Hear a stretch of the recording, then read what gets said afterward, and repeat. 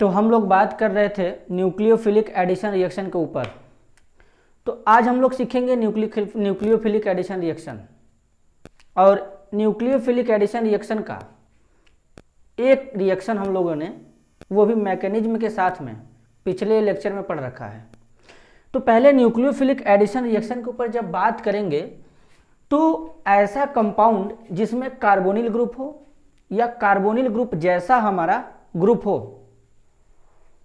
तो उसमें क्या होगा, जो सेंट्रल एटम होगा उसके ऊपर पॉजिटिव चार्ज डेवलप होगा, तो वो एज हमारा इलेक्ट्रोफाइल के जैसा बिहेव करेगा और उस इलेक्ट्रोफाइल पे हमारा न्यूक्लियोफाइल अटैक करेगा। जैसे कि आपको समझाता हूं, कार्बोनिल ग्रुप, ये जो कार्बोनिल ग्रुप होता है ये C डबल बॉन्ड O होता है। अब ये कार्बन के साथ ऑक्सीजन डबल बॉन्ड से जुड़ा होता है और यहाँ पे ये वैलेंसी कंप्लीट करने के लिए ऐसे दो हम लोग सिग्मा बॉन्ड को रिप्रेजेंट करते हैं। तो या तो कार्बोनिल ग्रुप हो जाए या कार्बोनिल ग्रुप जैसा हमारा C डबल बॉन्ड S हो जाए, थायो कार्बोनिल हो जाए, या फिर हमारा साइनाइड हो जाए, साइनाइड को क्या लिखते हैं CN, या फिर आइसोसाइनाइड हो जाए NC, या फिर हमारा क्या हो जाए SO2 हो जाए, या फिर हमारा क्या हो जाए C double bond O CO2 हो जाए। तो यानी इस टाइप्स के जो फंक्शनल ग्रुप हमारे होंगे, ये जो हमारे कंपाउंड होंगे इस टाइप्स के, तो ग्रिगनार्ड रिएजेंट क्या करेगा, इनके इलेक्ट्रोफिलिक सेंटर पे अटैक करेगा और इनके इलेक्ट्रोफिलिक सेंटर पे अटैक करके हमारा न्यूक्लियोफिलिक एडिशन रिएक्शन देगा। जैसे समझिएगा, ये जो कार्बोनिल है, कार्बोनिल में कार्बन का इलेक्ट्रोनेगेटिविटी हमारा 2.5 होता है, आपको पता है कार्बन का इलेक्ट्रोनेगेटिविटी 2.5, ऑक्सीजन का जो इलेक्ट्रोनेगेटिविटी होता है ये 3.4 होता है। तो यानी सबसे ज़्यादा इलेक्ट्रोनेगेटिविटी ऑक्सीजन का, तो ऑक्सीजन इस बॉन्ड के इलेक्ट्रॉन को अपनी तरफ अट्रैक्ट करेगा, तो ऑक्सीजन पे पार्शियल नेगेटिव और कार्बन पे पार्शियल पॉजिटिव चार्ज डेवलप होगा। और कोई यहाँ से इलेक्ट्रोफाइल आएगा, न्यूक्लियोफाइल आएगा, ये न्यूक्लियोफाइल इस पर अटैक करेगा और अटैक करने के बाद पूरे रिएक्शन को क्या करेगा, प्रोसीड करा देगा। तो यानी आपको पता चल गया कि कार्बोनिल ग्रुप में हमारा जो कार्बन होता है एज ए इलेक्ट्रोफाइल के जैसा बिहेव करता है। तो जब कार्बोनिल ग्रुप में कार्बन एज ए इलेक्ट्रोफाइल के जैसा बिहेव करेगा, तो यानी जो ग्रिगनार्ड रिएजेंट से हमारा जो एल्काइल होता है और उसके ऊपर नेगेटिव चार्ज होता है, तो एज ए न्यूक्लियोफाइल के जैसा बिहेव करता है और ये इलेक्ट्रोफिलिक सेंटर पे अटैक करेगा, एडिशन प्रोडक्ट बनाएगा। उसके बाद हम लोग क्या करेंगे, वर्कअप करा देंगे और वर्कअप जैसे ही करेंगे मतलब हाइड्रोलिसिस करेंगे, जैसे ही करेंगे हमारा एक प्रोडक्ट फॉर्म हो जाएगा। तो आपको बस केवल क्या करने आना चाहिए, इलेक्ट्रोफिलिसिटी पहचानने आना चाहिए। जैसे साइनाइड में कार्बन पे क्या आएगा, पॉजिटिव, इस पर नेगेटिव, इस पर भी पॉजिटिव, इस पर नेगेटिव, इस पर पॉजिटिव, यहाँ पे क्या होगा नेगेटिव और यहाँ पे पॉजिटिव, यहाँ पे क्या आएगा पॉजिटिव, यहाँ पे नेगेटिव, यहाँ पे क्या आएगा पॉजिटिव, यहाँ पे नेगेटिव। तो यानी आपको अगर इलेक्ट्रोफिलिक सेंटर पहचानने आ गया, तो जो R होता है हमारा ग्रिगनार्ड रिएजेंट से मिला होता है R-, ये किसी भी इलेक्ट्रोफिलिक सेंटर पे अटैक करेगा और अटैक करके हमारा एडिशन प्रोडक्ट देगा, यानी न्यूक्लियोफाइल हमारा अटैक करेगा। जब अटैक करके एडिशन प्रोडक्ट देगा तो उसके बाद आपको क्या करना है, केवल एक ही काम करना है, उसका हाइड्रोलिसिस करा देना है और जैसे ही आप उसका हाइड्रोलिसिस करेंगे आपका प्रोडक्ट ऑब्टेंड हो जाएगा। तो ये एक तरीका होता है। 50 रिएक्शन पढ़ने से अच्छा है कि एक ही रिएक्शन को पढ़ लिया जाए और उसी के बेसिस पे सारे हमारे मैकेनिज्म के थ्रू हो जाएंगे। तो ये एक सही तरीका होता है। अब जिनमें भी कार्बोनिल ग्रुप होंगे, जैसे फॉर्मेल्डिहाइड, एस्टाल्डिहाइड, एसीटोन, तो अगर हम फॉर्मेल्डिहाइड पे इस एल्काइल हैलाइड का मतलब ग्रिगनार्ड रिएजेंट का जब अटैक कराएंगे और वर्कअप कराएंगे तो 1 डिग्री अल्कोहल मिलेगा। अब वहीं हमारा अगर एस्टाल्डिहाइड रहे, उस पर ग्रिगनार्ड का अटैक कराएंगे, वर्कअप कराएंगे, 2 डिग्री अल्कोहल मिलेगा। अगर उसके अलावा हमारा एसीटोन रहे तो एसीटोन पे अगर हम क्या करेंगे, ग्रिगनार्ड का अटैक करा करके वर्कअप कराएंगे तो 3 डिग्री अल्कोहल मिलेगा। तो पूरा प्रोसीजर भी वही रहेगा, पूरा मैकेनिज्म भी वही रहेगा, बस आपको क्या करना है, सीक्वेंस को फॉलो करना है। इलेक्ट्रोफिलिसिटी पहचाननी है, उस पर ग्रिगनार्ड रिएजेंट का जो एल्काइल एनायन होता है जिसको हम लोग कार्बो कार्बन आयन कहते हैं। ये कार्बन आयन उस पर अटैक करेगा और अटैक करने के बाद क्या करेगा, एडिशन प्रोडक्ट देगा, उसका हाइड्रोलिसिस कराएंगे और हम लोग का क्या हो जाएगा, रिएक्शन कंप्लीट और प्रोडक्ट ऑब्टेंड हो जाएगा। तो ये एक तरीका होता है। तो अब मैं एक आध दो रिएक्शन आपको दिखाता हूँ। तो यहाँ पे मैं एक आध रिएक्शन अब दिखाता हूँ आपको, अब ठीक से समझिएगा। देखिए अब आपको तरीका पता है, वो चल गया। तो आपको क्या करना है, बस इलेक्ट्रोफाइल पहचानना है, क्योंकि ग्रिग्नार्ड रिएजेंट से तो ऑलरेडी हमारा R- मिलेगा एज ए न्यूक्लियोफाइल के फॉर्म में। अब ज़रा देखिएगा, जैसे HC++OH, यहाँ पे RMgX हो जाएगा फर्स्ट। सेकेंड हमारा क्या रहेगा, वर्कअप, H2O लेंगे एसिडिक मीडियम में। अब H2O हम लोग एसिडिक मीडियम यूज़ करते हैं, तो कहीं कहीं ये H2O ना लिख करके डायरेक्ट H+ को उसको साथ ऐड करके लिखता है, तो इसका मतलब कि वो हाइड्रोनियम आयन को दिखाता है। अब इसका प्रोडक्ट क्या बनेगा, RCH2OH, 1 डिग्री एल्कोहल। ठीक, अगर यहाँ पे लिखा जाए RC++OH, फर्स्ट क्या लिया जाएगा, RMgX, सेकेंड क्या लिया जाएगा, H2OH+, तो आपको क्या मिलेगा, R2CHOH, 2 डिग्री एल्कोहल मिलेगा। नेक्स्ट क्या लिखा जाए, RC++OR, यहाँ पे फर्स्ट क्या लेंगे, RMgX लेंगे, सेकेंड क्या लेंगे, वर्कअप कराएंगे एसिडिक मीडियम में, तो आपका बनेगा R3COH, और इसको हम लोग बोलेंगे 3 डिग्री एल्कोहल। अगर यहाँ पे चौथा में लिया जाए C++O और उसके बाद फर्स्ट लिया जाए RMgX और सेकेंड लिया जाए वाटर एसिडिक मीडियम में, तो आपका बनेगा RC+OH, कार्बोक्सिलिक एसिड बनेगा। पांचवा क्या होगा, O, यहाँ पे ये लिया जाए, फर्स्ट लिया जाए RMgX और सेकेंड लिया जाए H2O एसिडिक मीडियम में, तो आपका बनेगा R, उसके बाद SO2 RSO, यहाँ पे H लिख देंगे।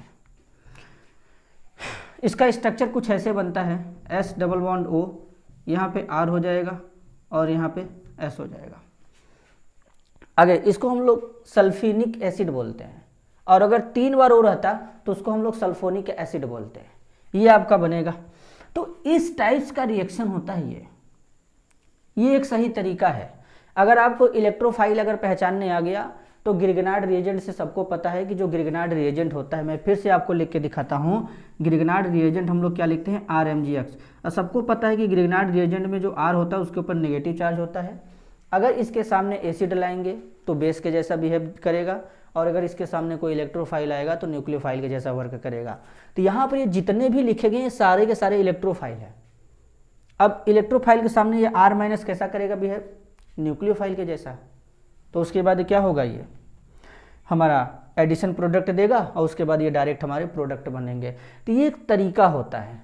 इसमें मैंने आपको जो तरीका सिखाया, इससे आप एक भी रिएक्शन रट नहीं सकते हैं, क्योंकि अगर कॉन्सेप्ट से चलेंगे, इलेक्ट्रोफाइल पहचाने, न्यूक्लियोफाइल पहचाने, पूरे ऑर्गेनिक केमिस्ट्री में सबसे ज़्यादा जो हम लोग रिएक्शन मैकेनिज्म में पढ़ते हैं, अभी तो आप BSc सेकेंड ईयर में हैं, शायद आपको पता होना चाहिए, जो थर्ड ईयर या जो शायद सेकेंड ईयर में करीब 25 नेम रिएक्शन होते हैं। ऑर्गेनिक केमिस्ट्री में 25 नेम रिएक्शन हैं। अब सोचिए 25 नेम रिएक्शन हम लोग कैसे याद रख सकते हैं, वो भी मैकेनिज्म के साथ में। और एक रिएक्शन का मैकेनिज्म हमको पता है कितने पेज का होता है, करीब 2.5 पेज का, 3 पेज का।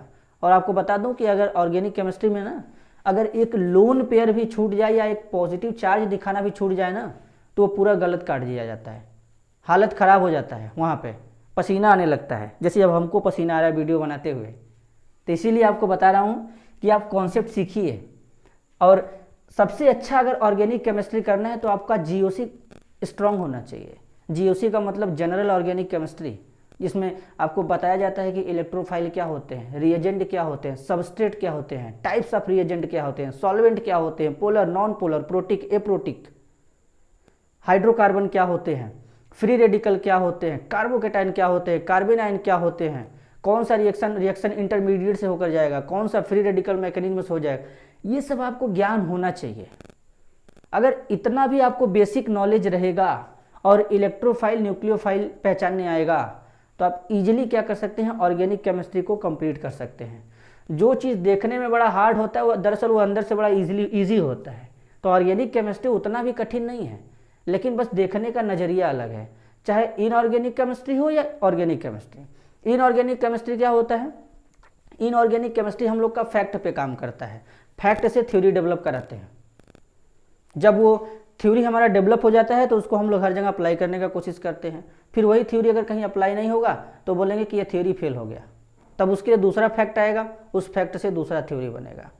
तो इनऑर्गेनिक केमिस्ट्री अगर आपको स्ट्रांग बनाना है तो इनऑर्गेनिक केमिस्ट्री के लिए आपका पीरियोडिक प्रॉपर्टीज स्ट्रांग होना चाहिए, केमिकल बॉन्डिंग स्ट्रांग होना चाहिए, और उसके बाद क्या स्ट्रांग होना चाहिए, कोऑर्डिनेशन केमिस्ट्री।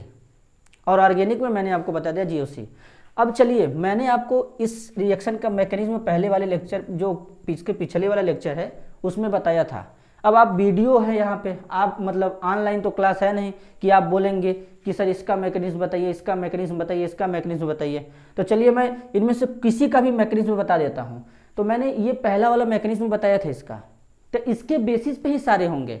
तो अगर उतना भी आपको नहीं आया तो इसका तो इसके बेसिस पे कर ही लेंगे, क्योंकि यहाँ पे H जुड़ा है तो एक बार यहाँ से H हटा करके एक R लगा दिया जाएगा और दूसरी बार दोनों H रिमूव करके 2 R लगा देंगे। तो एटलीस्ट इसके बेसिस पे इन दोनों को तो आप कर ही सकते हैं। तो मैं क्या करता हूँ, यहाँ पे कुछ नया बता देता हूँ, जैसे इन दोनों का में से किसी एक का मैकेनिज्म में बता देता हूँ। चलिए इन दोनों का बारी बारी से बता देता हूँ। देखिए मैकेनिज्म अब क्या होता है, जो बात मैंने बताया बस वही करिएगा। चलिए रिएक्शन नंबर 4 का मैकेनिज्म बताता हूँ, और इनका आपके लिए होमवर्क रहेगा, प्रैक्टिस करिएगा अपने से। चलिए 4 का देखिए मैकेनिज्म। चौथे का आपको क्या करना है, पहले कार्बन डाइऑक्साइड लिखना है। लिखते हैं C डबल बॉन्ड O। अब यहाँ पे जो CO बॉन्ड होता है इसमें कार्बन ऑक्सीजन के बीच का बॉन्ड सबको पता है पोलर होता है। तो दरअसल ये बॉन्ड इस पे शिफ्ट होगा, इस पे नेगेटिव और इस पे पॉजिटिव।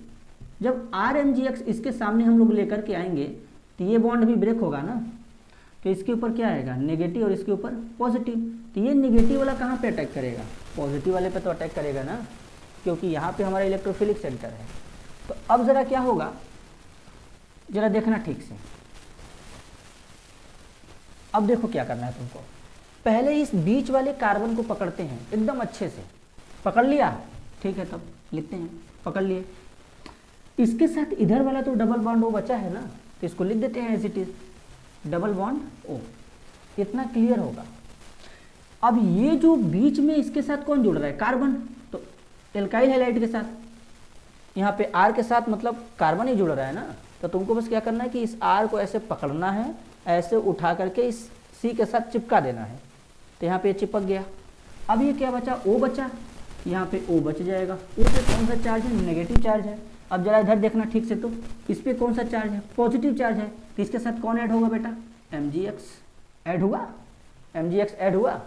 अब इसके बाद क्या करना है, इसी का नाम मैंने बताया था, क्या था, एडिशन प्रोडक्ट, इसी का नाम था। अब तुमको कुछ नहीं करना है, इसका क्या करना है, वर्कअप करना है। वर्कअप करने के लिए क्या चाहिए, एसिडिक मीडियम में वाटर। अब वाटर को इस टाइप से ब्रेक करेंगे क्योंकि जो वाटर का हाइड्रोजन होता है वो इस ऑक्सीजन के साथ आना चाहिए, और जो OH होता है वो मैग्नीशियम के साथ जाना चाहिए। तो इस टाइप से लिखने का मतलब हम लोग ऐसे लिखते हैं HOH। अब ये यहाँ से ब्रेक होगा ऐसे, जब ब्रेक होगा तो क्या बनेगा, MgOH, नाम क्या बनेगा, मैग्नीशियम हाइड्रोक्सी हैलाइड। अब इतना क्या बचा, देखो R था, इसके साथ C डबल बॉन्ड O है, डबल बॉन्ड O है, और इस O के साथ कौन जुड़ा, H जुड़ा।